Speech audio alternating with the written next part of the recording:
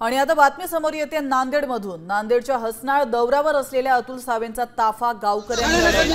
मुखेड तालुक्यातील हसनाळ या पूरग्रस्त गावाला भेट देण्यासाठी सावे आले होते, मात्र पूरग्रस्तांसाठी अद्याप गावामध्ये कोणतीच मदत न पोहोचल्याने गावकऱ्यांनी संताप व्यक्त केलाय। आपण या दृश्यांच्या माध्यमातून पाहू शकतो अतुल सावे यांचं वाहन त्यांनी अडवलं।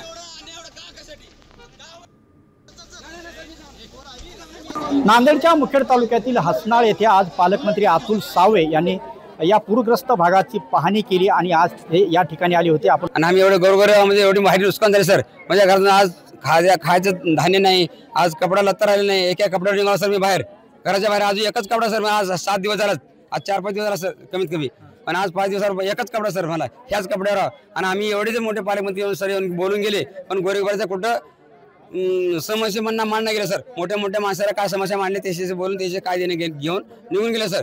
त्यांना आम्ही आमच्या घराने मांडलो। आज 40 वर्ष झालं आम्ही या चिखलामध्ये राहतोय। त्या चिखलामध्ये पण आम्ही सुखा समाधान होतो, पण तरीही त्या चिखलामधले सुद्धा आम्हाला त्यांना राहावं नाही। त्यांनी आम्हाला रात्री 1 वाजता आमच्या गावात धरणानं पाणी आलं, त्याच्यामुळे आमचं सगळं गाव वाहून गेलं।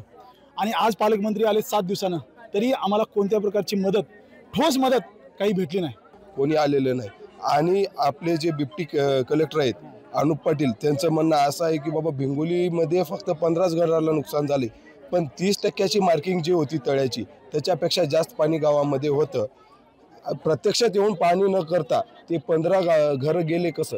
आमचं म्हणणं हे आहे, आमच्या गावाला पुनर्वसन झालं, आम्हाला अद्याप ताबापावती भेटलेली नाही, येऊन बघितले नाहीत, काही नसताना हे कसं म्हणतात की बाबा 15 घर पाण्याखाली गेलेत। संजय सूर्यवंशी, साम टीव्ही न्यूज, हसनाळ, भिंगोली। आता isakal.com आहे देशातील नंबर 1 ची मराठी न्यूज वेबसाईट। प्रत्येक अपडेटसाठी isakal.com ला नक्की भेट द्या।